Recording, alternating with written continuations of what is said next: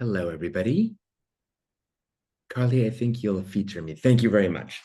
I am Nigel Lezama. I'm one of the co-editors of the journal, and it is my true pleasure to facilitate a conversation with some members of our editorial or student editorial board and contributors to this issue, where we will talk about our our thinking on the field of fashion studies as it is now, and about the experience of working with our journal. So, Carly, if you could bring in our panel members.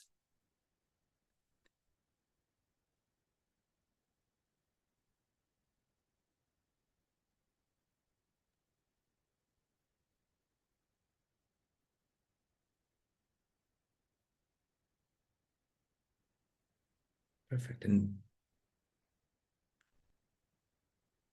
hello, everyone. And we'll just wait for. Sorry, having some Yeah, technical no things problem. for spotlighting. Just give me a moment. Yeah, for sure. Perhaps while you do that, I can just sort of introduce our speakers and introduce sort of like what's going to happen in the next half hour. So, in the spirit of the Fashion Studies Network, what we wanted to do was to bring together emerging scholars and early career scholars to have a brief discussion about the field of fashion and about the experience of working with our journal. Um, so I'm very happy to have this occasion to facilitate this conversation with four four early career scholars who have either worked as editorial board members or as contributors to this issue and attendees of the original conference or symposium that we held at Parsons New School last June. So what I'll do firstly is I'll thank you all for joining us and for agreeing to chat with me today and chat amongst ourselves. And I'll introduce you to our audience. Adil Boughlala is a Netherlands-based early career researcher interested in the intersections of fashion, visual culture, and digital media. And he's particularly interested in digital fashion, identity, sustainability, cultural theory, and niche magazines. Secondly, we have Amber Kim. Amber Kim is an edu-curator with a passion for circular fashion and sustainability education. She completed an MA History of Design at the Victorian Albert Museum, Royal College of Art, where she did her research called Sustainable Fashion Exhibitions, Shifting to an Inclusive and Interactive Approach in Sustainability Education. Third, I'm introducing Aneri Shah. And Aneri is a multidisciplinary visual artist and researcher whose work challenges patriarchal norms through craft, arts, and cultural storytelling. And finally, I'll introduce Justine Woods, who is a garment artist, creative scholar, educator, and PhD candidate in the Media and Design Innovation practice-based PhD program at Toronto Metropolitan University, which is based in Toronto in Canada. So thank you all for agreeing to participate in this discussion today. And one of the first things that came to mind for me in thinking about what we could discuss was that the field has changed so much since I was an emerging scholar about a century ago.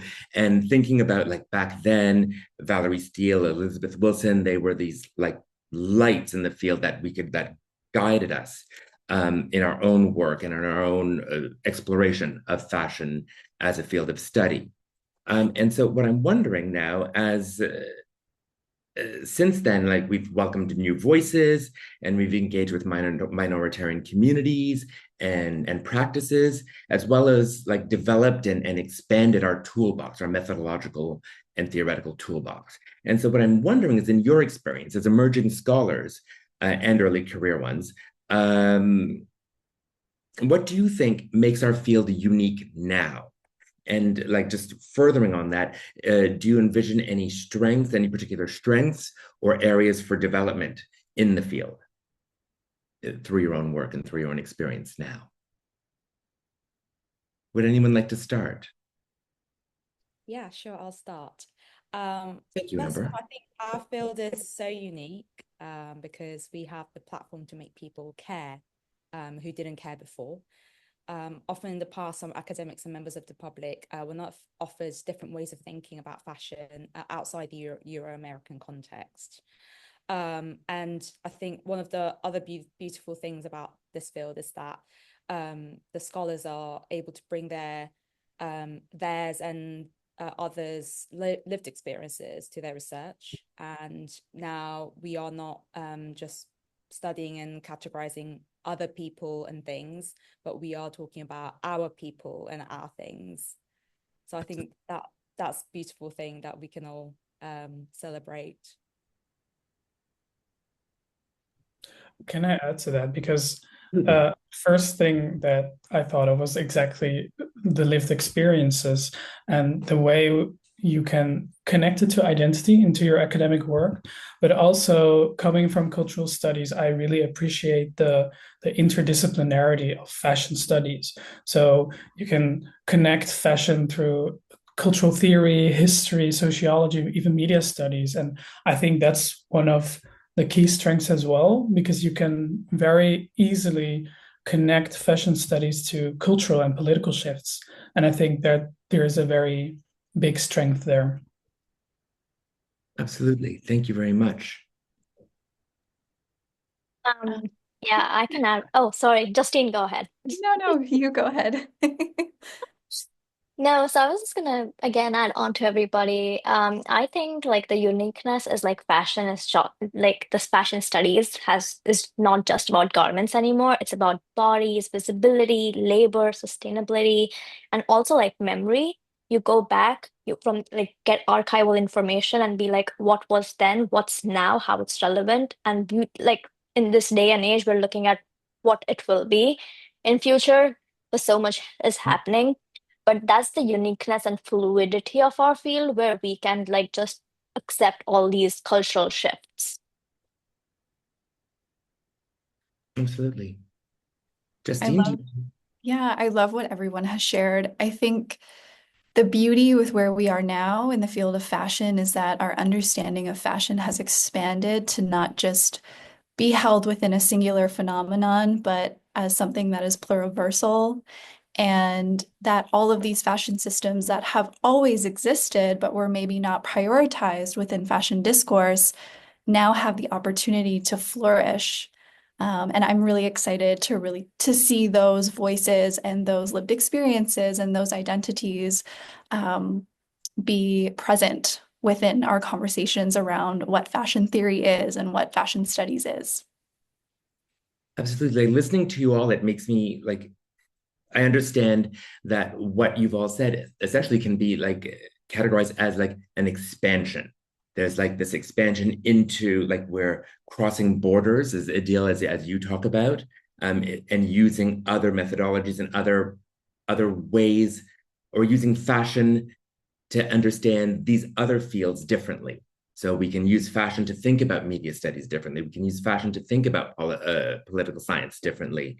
Amber, you've spoken about this lived experience, and that is it's so true. Like I'm trained as a 19th century French literary historian, and I was trained close to the 19th century. And so we had this idea of objectivity, and we always had to remove ourselves from our work and we understand now, and I think fashion has been a space where I've come to really embrace that, is that our perspective as researchers is implicated in the ways we see and in what we do and in the motivations, and those motivations I think are quite significant, and things that I see quite specifically in fashion studies, that we come to it with specific motivations to make the world better, essentially. And Justine, that makes me think about like the pluriversal vision or perspective in that fashion studies has really engaged with in the past 5 years, like really seriously, I'd say in the past 5 years or so. That it really is like this rich space for us to look at like multiple ways of being, multiple ways of doing, which Aneri, as you've really pointed out, like is future looking, you know, like what we do in fashion studies, whether we're in archives, whether we're making, whether we're thinking about bodies, is we're looking at making a richer, more inclusive future through fashion. Like I see and I feel like the inspiration that guides all of you in your own work. And that's quite marvelous to hear you. Thank you very much. Is there anything else that comes to mind as we think about the field itself? One of the things, like for example, one of the things that I think about, and that I wrote in our in the editor's introduction to our issue, was that we are no longer in a space where we have to justify the field, you know, and I think that's also a very comfortable space to be in now for this growth, because you know when I was studying, I still had to explain that there was something of value in the analysis of dressed and undressed bodies in 19th century French literature, for example. But now we no longer have to we no longer have to fight that fight, you know, which allows us to know, I think, fight these other more poignant fights, particularly in the kind of political regime under which we find ourselves these days. It's interesting you use the word fight. Like it's almost like there has been a lot of struggles. There were frustrations before. I think there are a lot of people, academics from different disciplines having probably the same feelings, and somehow the way we're working kind of connected everyone across disciplines. And now everyone starts to kind of share this common goal to work towards. And there are more platforms like this, for example, I think now that we and those people start to gain those voices, and eventually, you know, we are making this a bigger space for everybody to kind of be more curious about. And I think that's what makes it easier now, that we don't have to justify, because like I think we're making the world a bit more an active listeners. I think that's a really great thing. Absolutely. And I think that's part of like one of the goals of the network is to create this space where we can hear each other, we can actively listen, and we can collaborate, and we can sort of, as we saw in those reels, we can be inspired by and challenge our own thinking from what's going on. Absolutely. Thank you very much.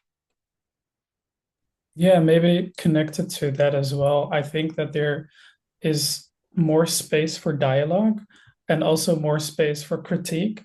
So, for example, the books that you mentioned by Wilson and Valerie Steele, they have been of massive influence for me, but I've also occasionally looked at them and thought, you know, they kind of lack, or I have to critique these works as well. And I feel like that there is space for that, especially because I don't have to fight to justify fashion studies. I can also be critical of fashion studies sometimes, which I think is very important as well. And it shows that it is like a legitimate studies as well.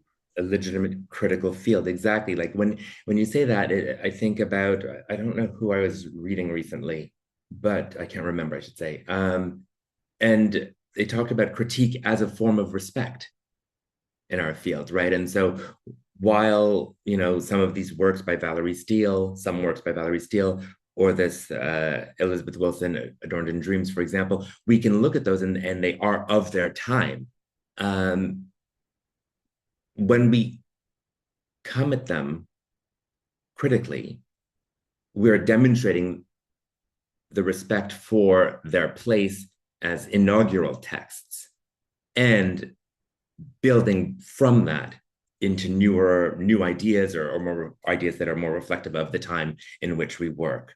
Absolutely. I think critique of the field and of these foundational texts is absolutely important and a sign of great respect in the field, for the field, and those who came before us in it. I also think about within the context of particularly this issue, those who are going to come after us. I know for myself, as I've been moving through my research and particularly my dissertation, finding finding academic resources to cite within my work is sometimes a little bit tricky, particularly within the context of Indigenous fashion. And so I think I feel very hopeful and very excited about this kind of bundle of knowledge that we are all contributing to together for the next generation of emerging scholars to be able to look towards, to cite within their own work. And I just think that there's something really exciting and energizing about how we are all collectively contributing to that and kind of paving a way and providing and putting out resources for those next scholars to come after us. And those that came before you. Yeah. Such Yeah. a rich issue. And there's like articles that I'm like, I can't wait to throw this into my fashion theory class, my introduction to fashion theory class. There's just so much amazing work in there. You're absolutely right. And you're nourishing those to come, but you're nourishing those who are already here or were here a little bit before you, or a lot. Absolutely. I like, like this is really like it's seeds being thrown out. Yeah, just like what Justin said, like we are building gaps, like we're bridging gaps. At least Fashion Studies Network is helping, having like minoritarians or marginalized communities, like having our texts out there. But just the archival inaccessibility to these things, it's something which I think can be worked upon in our field to have more information about like indigenous communities or like the arts and crafts in the field of like marginalized communities. No, absolutely. And that's also one of the riches of this issue is that Yeah. we're able to get close close looks at non-Western practices that can be quite difficult to access or to gain or to gather knowledge from on our own. Like as I think about some courses, that I'm doing that I want to really sort of stretch my own thinking and and the experience of the class to look at things that are not so central or not so Western, it can be a challenge. And so we have with this issue, we have occasion to get access to other forms of thinking, as Poon was talking about at the beginning in the introduction of it was Nikita Shaw's idea of FIRSAT, right? And I was like, that's, who is going to easily come across it unless you're already working in that field, and to share that information with a broader community, I think creates opportunity for us to think about fashion pluriversally, as you would say, Justine. Thank you very much. This is so rich so far. I'm going to carry on in the interest of time. I have a second question for us. And this one is sort of more related to your experience of working with the journal and working with the team, and maybe with me if you feel like talking about that. That's a joke. So when we conceived of the network, the Fashion Studies Network, and its first symposium and the special issue that we're launching today, we wanted to create a space for student voices and for collaborative thinking. And so what I'm wondering is if you can tell us about your experience working with us. And if there's anything that you've learned about yourself, like as scholars, in your role as reviewers, or in terms of your contributions and that experience of the peer review process and how you went through that with us. Was there anything was it new for you? Did you learn anything about your own research or gaps or things that really sort of shone for you? Um, I can take this up first. So coming, I'm someone who identifies as visual artist first, more than a scholar.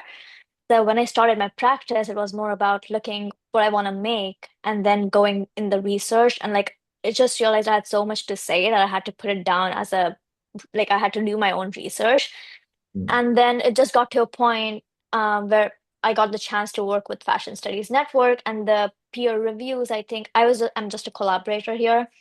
And the peer reviews helped me refine my work, but also give me a perspective of how to put it out there. And like translate my visual and material pieces into like a scholarly language.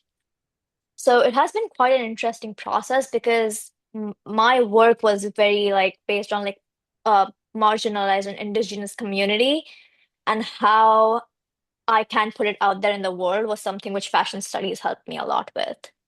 Oh, that's So that wonderful. was my experience. I really echo that. And as a reviewer, I was just so inspired by all the stimulating discourse around the change in how we interrogate authenticity, disability, representation, and indigenous fashion. And I was constantly looking at these works, and the works were throwing questions back at me. Like I was questioning a few things, but then they were sort of questioning me, and I was kind of learning through by reading and kind of asking myself, like, did I consider this in my own research? You know, should I be rethinking about this particular area of methodology that I use? And I think that's a very reflexive way of developing my own scholarly work. And again, like I really want to emphasize how the peer review process of doing it together was much more enjoyable, because I think peer review is actually quite a lonely process. When I've done for other journals, you know, I'm kind of really just in my head, and it kind of prevents sometimes lateral thinking. But this discursive nature of doing it together was much more exciting. I felt like I was supported, and also the feedback actually evolved a lot quicker. So I think this really helps the general experience to be a little bit more non-hierarchical as well. And it was just, yeah, we were constantly inspiring and being inspired. It was great. Oh, I love that. Thank you very much. Yeah, I definitely agree as well, because to me, being in the board as a peer reviewer, it really gave me a valuable look at the side of academic publishing. So this was the first time for me being the peer reviewer instead of being the recipient of like anonymous feedback. And to me, it showed what a collaborative and constructive process can look like. And it taught me to, read more generously and at the same time also very critically. And it reminded me as well to see my own writing and my own research in a dialogue with other articles, which is something that you sometimes may forget. And like Amber said, working very closely with a peer reviewer kind of strengthened that as well. And yeah, I would say that it also gave me like it strengthened my voice and gave me some confidence as a scholar as well. So I'm very happy with that experience. So That's wonderful. I really, I can hear about my own experience in peer review in listening to you speak. That's great. Anybody else? As both a reviewer and a contributor, the experience as a whole, I would say, was very much grounded in an ethic of care, which I really appreciate. I think that the opportunity to work together in pairs, it offered an opportunity for dialogue and connection that I think in turn just further enhanced the feedback that was then given to the author. And then from the side of also receiving that feedback, there was, again, this level of care, this level of support, and kind of like a nurturing of discourse that I thought was just a really beautiful space to be a part of. And I think we really, as a whole, owe that to fashion studies and the ways in which fashion studies as a journal has fostered this very inclusive, caring, generous, and generative space for fashion discourse. And I'm just really grateful that a space like this exists, I will say. So it was a beautiful opportunity to be on both sides of the process. And in turn, I learned a lot about myself in ways that strengthened my ability to provide feedback and also receive feedback. And I'm just very grateful for that. Thank you very much, Justine. In listening to you all, well, I'm just going to keep an eye on the time, but in listening to you all, like what the thing that sort of like unites your experience, it seems, is like the discursive, right? And that there was discussion at discursive, dialogic, I would say more than discursive, the dialogic experience, because on the one hand, we were working in teams. We decided to have review teams so that you could collaborate on that, because this may have been like a first experience of peer review for some of us, but that in reviewing, we're also reviewing a colleague's work, and there is dialogue that happens with the work that we're reviewing. So we're not writing a review into the ether, and sometimes I've received in the past like reviews, and I'm like,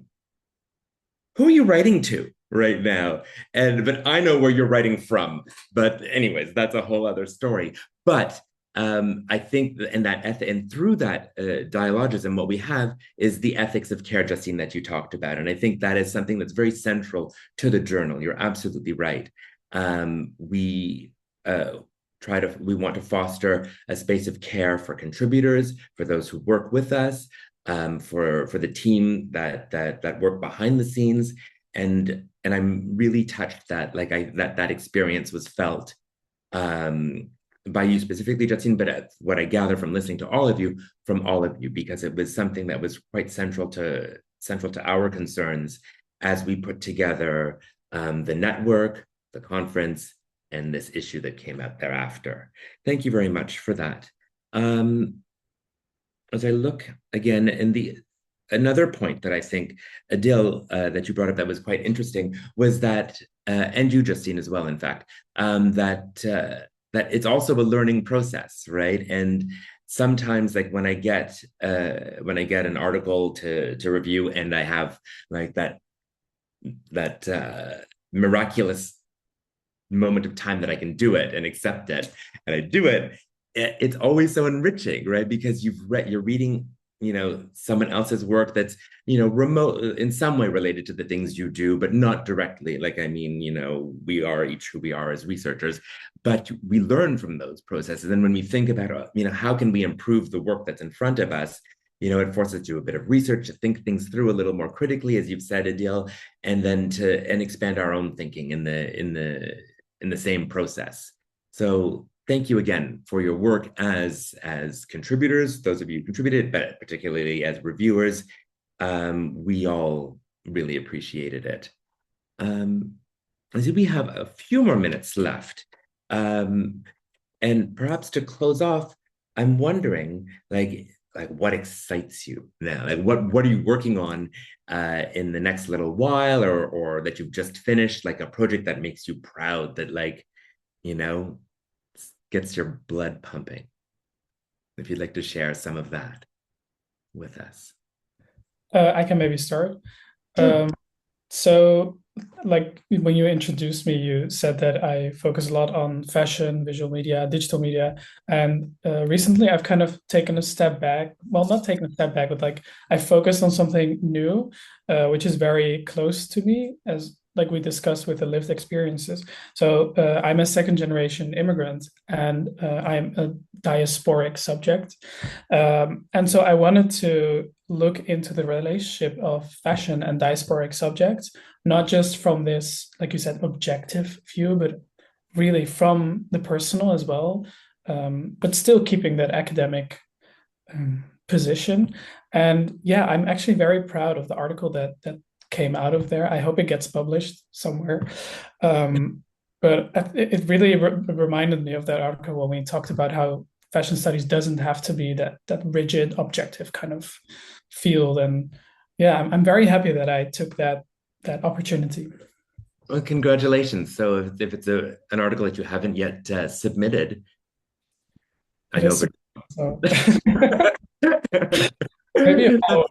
Yes. that's exciting. Is there some part of it you'd like to tell us a little bit about, or some idea that Yeah, so the main case study is actually a childhood football shirt that I owned when I was 6 years old. And I'm looking back at it as this kind of fragmented piece of clothing that isn't really what it's supposed to be, but at the same time, there's a lot of ambivalence around it. And I think that's to me, very interesting. Also very, like I'm opening up